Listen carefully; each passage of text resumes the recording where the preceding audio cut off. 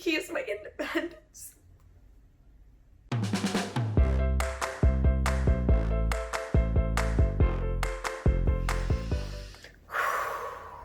Deep breath. I just know this video is probably gonna get me emotional because every time I talk about this, it makes me emotional. Even just knowing I'm about to have this conversation with you guys, my heart is like I feel the stress in my tummy. Also highly likely that you'll hear my stomach because I'm really hungry right now. Right after I film this, I'm gonna eat my lunch. But I really wanted to sit down and film this video. By the way, I'm wearing my merch. One of my cropped hoodies. It says love in print and yourself in braille because I'm a big believer in self-love. Number one person in your life is you. So loving yourself should come before anything else. And that's something I believe in and try my best to practice every single day. So if you're into self-love too or want to check out any of my other merch items, go to fanjoy.co/MollyBurke. But that is not what this video is about. I keep feeling compelled to talk about this lately, and every time I feel compelled to talk about something, I just know that it means it's the right time to make a video. And this is something that I've talked about in past videos, like I've touched on, but I've never really made a sit-down dedicated video to discuss it in such a direct way like I am today. And it's a hard topic for me to talk about. Oh, I'm already getting emotional. Molly, keep it together! But there's a few reasons I want to discuss this. Number one, because I think awareness is what creates change. And so by me speaking about my personal experiences, it might bring more awareness to people who might have never thought of it before, and it might help create more change. And the second reason I want to talk about this is because if you get discriminated against because of your religious beliefs, the color of your skin, your gender identity, your sexuality, like whatever it might be, or your ability like myself, I want you to know that you're not alone. And I think a lot of people look at people like me who have success in their career and think, oh my god, their life, like I wish I had that life. Their life looks so great. And honestly, a lot of my life is great, you know? I live in a beautiful apartment. I can pay my rent without worrying, which I know is such a privilege. I have great friends in my life. I have an amazing dog. I'm living my dream. I live in a city that I love. A lot of my life is great, but those things, having success in those areas of my life, doesn't stop me from still being discriminated against every day because of who I am. And that's really hard. And that is something a lot of people have to deal with, and a lot of people don't. But it is something I've come to realize that I will probably always deal with. And it's kind of like continued to hit me more and more recently, and I've been forced to confront how deeply the discrimination affects me emotionally. And I think for a long time in my journey to self-love and to self-acceptance and to recovery after vision loss, it took a backseat and I pushed it away, and I kind of in ways shielded myself from it. But I think because I'm at a point in my journey where so many other things are going well and I'm so content emotionally and I'm so much more stable in all capacities, I can't ignore it anymore, and I can no longer pretend it doesn't affect me. And so that's why I've decided that I just need to really make a dedicated video to talk about this. Let me try to collect myself. I've kind of talked about this before in a really joking way, and that is, I work in the entertainment industry, and there are people who get really cocky and really full of themselves. And I always joke that it's really hard to get cocky or full of yourself when you still get discriminated against every day. Oh, it's hard for me to even say it. And I always make it a joke, but it's true.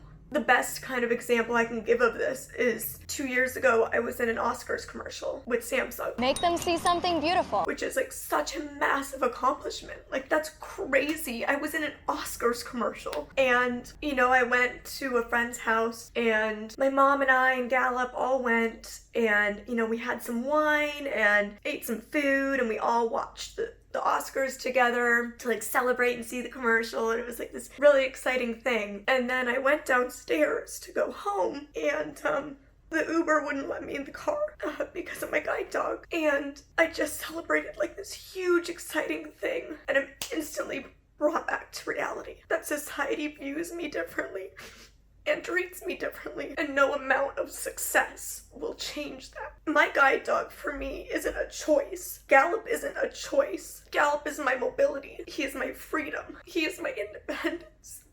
The best way I can explain it is Gallop to me is what a wheelchair is to somebody who is paralyzed. It is a need. It is not a want. And for me in my life, it's not a negative. I think when people talk about mobility devices, they often talk about it in like, I'll see these documentaries or these news things and it's like, she is, confined to a wheelchair. And it's like, that wheelchair is a positive thing in that person's life. At first it might not be. Just like at first for me having to use a cane or a guide dog wasn't. But eventually in your disability journey, you realize that that thing is actually empowering. And I want to be clear, I don't just get discriminated against because of a guide dog. Blind people who use canes get discriminated against as well. Not necessarily in the same ways, but 80% of blind people are unemployed for a reason. And I feel discriminated against when somebody asks my mom what I want to order instead of asking me, or asking a friend about like what happened to her instead of talking to me like I'm a human that can hear you and that has a brain and is capable. Those are ways in which I feel discriminated against as well. It is not just a lack of access to facilities or buildings or whatever because of a guide dog, but that is the one that I'm personally confronted with the most in my life, literally almost on a daily basis. I talked about this a little bit in my book, but I don't think I've really fully talked about it like on here, like my process with Ubers and Lyfts, ride-sharing apps. And my mom and I, who lives and works with me full time, have just come to learn that we need to use this system. And that is where we go down early and I hide behind a pillar, behind a wall, behind a garbage can, or I'll step away from her and turn my back to the street to look like I'm just texting somebody and I just happen to be standing near her. In some way, I'll find a way to separate myself from my mom. And then she walks up, she opens the door so that they cannot drive away because their door is open. And then she will begin to tell them, my daughter is blind. She makes sure to tell them, like, I am blind. And then she says, she has a guide dog. The guide dog will sit on the floor so that they know, don't worry, the dog's gonna sit on the floor, not your seat. Like, we try so hard to like preempt everything. And it doesn't stop some people from still fighting with us. And recently I went to 2 different places without Gallop for different reasons. Usually I always bring him. And I think this is when I was like most confronted with how emotionally it affects me both times. When I could just like walk up to that Uber and get in, I was like, wow, like this is how life is for most people.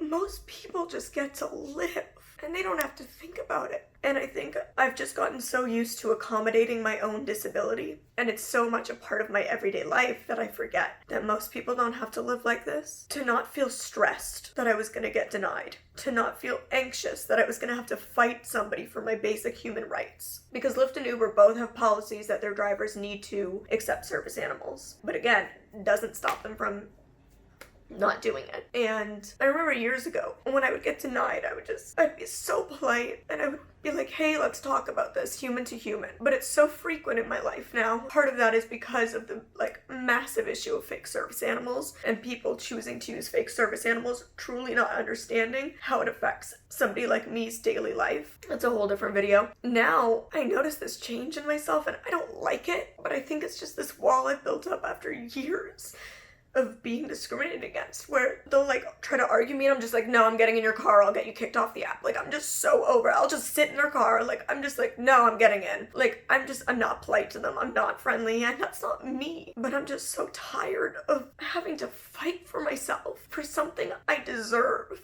And I'm not saying I deserve because I'm entitled. I'm saying I deserve it because that's the law. And that's equality. But the reality is we still don't have that. As much as we think we do in some ways and as much as we fought for it, we still don't have it. And it's frustrating. And recently I've been telling people, both in real life and in videos and whatever, that I really want to get a car. And people think I'm like crazy. They're like, why does a blind girl want a car? But I want a car because, I think that's part of why I kind of was able to hide from my discrimination so much, because I always grew up with a family car, and Ubers, Lyfts, taxis have always been the place I get denied the most. Number 2 is restaurants. But, when my mom drives me around, or my dad, or a friend, it's easy. I don't have to think about it. I just get to get in a car, That's such a nice feeling. Because in LA, I've been living here for a little over 2 years, and we haven't had a car this whole time. Because at first we weren't sure how long we'd live here, and then it was like, oh, well, Uber and and Lyft are so convenient. And now I'm at this point where I'm like, I just want to get my own car so that my mom or my assistant or whoever, if they don't have a car or it's not working, like I still have a car to be like, hey, you can drive me in my car. And I think it's like a really empowering thing to be a blind woman who never thought she'd get a car to actually get my own car. That would be really cool. I think that would be really fun. I have a whole series idea about getting a car. I don't know if you guys would be interested. I think it would be fun. Let me know. But that's one of the reasons I want to get one, just so I don't have to worry about this every single day when I try to live my normal life, doing everyday tasks, having to get places, you know, in a city that's very much a driving city. I'm just so over every single time I go to get in a car, being scared, being stressed,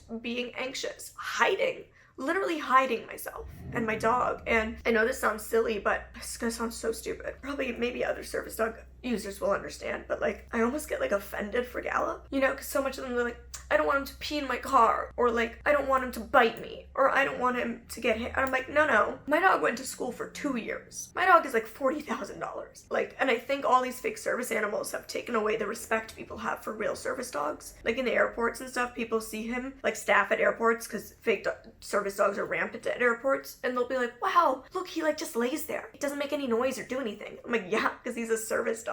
Like, this is how they're supposed to be. And like, I feel offended for Gallop. And Gallop is like, I know it's gonna sound silly, but like, he's a very sensitive dog and very intuitive, and he picks up on things. And like, I know that he knows when people like don't want him there. I feel like offended. Like, I'm like, this is a piece of me. You're not just discriminating against my dog, you're discriminating against my best friend and a piece of myself. And another thing that's frustrating is both in Ubers and restaurants, the people who tend to deny me the most are other minority groups. And every time that happens, I just want to say, like, how would you feel if I discriminated against you because of your ethnicity? How would you feel if I discriminated against you because of your religion? You'd probably be devastated. But that's what you're doing to me. But because I'm a white woman who's born and raised in North America, and I'm cisgender, and I'm straight, people don't see it the same way. Like, these people who discriminate against me, it's like, they separate it because there's so much less conversation around disability rights. There's so much less conversation around disability in general. And we're a minority that can hide ourselves within other minority groups. We're just kind of always left out of the conversation and left behind. And so it's really easy to separate us and them. You know, like, disabled people are just their own little group, and it's like we're on this little island that people just forget about. And that's why I'm so passionate about education and about sharing my story and about talking about it and joining the disability rights movement and hopefully empowering other people who are disabled to feel self-love and self-worth and self-acceptance because they deserve it, to feel powerful, that they don't have to sit back. They can stand up for themselves, and they deserve to get employment. They deserve to find love. They deserve equal rights to access. I know this was like a typical Molly Rambles video, and it was very emotional, which I just freaking knew it would be. But it's been weighing on me so much more lately than ever before. And I notice it. I notice it now more than ever, how much it emotionally affects me and changes my personality when I'm faced with discrimination. And again, it doesn't just happen in Uber and Lyfts. Like, it happens in many situations for both myself and other disabled people. But that's just kind of like the most easy, tangible way in which, like, literally on an everyday basis, I have to get places, I have to do things, and I face that. And man, I just want to get my own car. It'll happen because I'm just so tired of this. And trust me, I know a lot of people are gonna be like, you know, you can file a complaint. I have filed so many damn complaints with Uber and Lyft. So many. And yeah, they're responsive. But like, does anything change? Clearly not, because we're still here. I still continue to get discriminated against and denied access. So yeah, I file a complaint every freaking time. You know, I've filmed these guys, and I have crazy stories of people like filming me in their back seat while they're driving recklessly, like not eyes on the road. They're like swerving, trying to film me in their back seat to be like, I have this girl who won't get out of my car and she has a dog, threatening that they're gonna call the police on me. Like, I have crazy stories of people just saying such horrendous things to me, treating me like I'm nothing. And I've thought so many times I want to tell that story, or I'm gonna expose this person, and I filmed clips of them just like they do of me, but I just haven't done it because it's so hard for me to talk about and be like this vulnerable. And I don't know, I fear that people won't understand or won't believe how real it is, or for whatever their own reasons are, will feel like this isn't as bad as racial discrimination or gender discrimination, but discrimination is discrimination. And just because my community isn't seen by society as much doesn't mean our discrimination hurts less or is less real. I think that's where I'm going to end this because I've just talked a lot about it and I need food and an emotional break. So I don't know. I hope this video, no pun intended, opened your eyes in some way. Share it with people you know who drive for Uber and Lyft. Share it with people you know who work in the food industry. Share it with people you know who are new to this country. Or, I feel like a lot of people who are new to North America aren't given proper education around the rights that service dog users have here. And that's not their fault. They need to be given that when they come to these countries. And I just, over time, I've learned that they're not given that education. So please share this video, raise the awareness, help create change. And if you are discriminated against as a fellow disabled person, as a real service dog user,